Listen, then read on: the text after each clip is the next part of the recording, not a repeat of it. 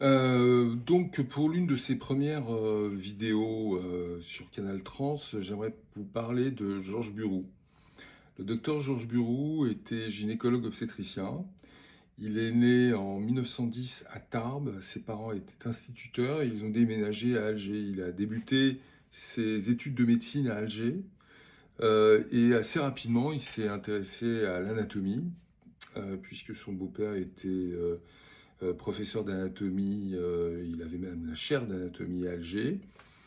Ensuite, il a été médecin de guerre pendant la Deuxième Guerre mondiale, et il a beaucoup opéré pendant cette période. Et ensuite, il a déménagé à Casablanca dans les années 50, où il s'est installé comme gynécologue obstétricien. Il a créé sa clinique, la clinique du Parc à Casablanca, qui est devenue célèbre dans les suites. Pourquoi?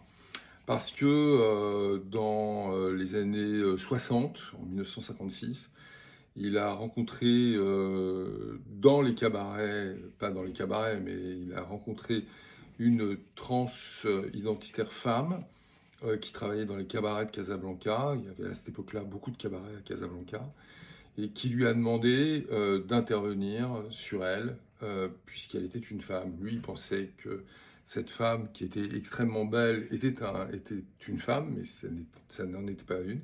Et donc, c'est ainsi qu'il a créé la première vaginoplastie par inversion pénienne. La technique de Georges Burou était différente de celle que l'on utilise maintenant, puisque Georges Burou crée un néovagin et utilisait la peau pénienne pour tapisser le néovagin.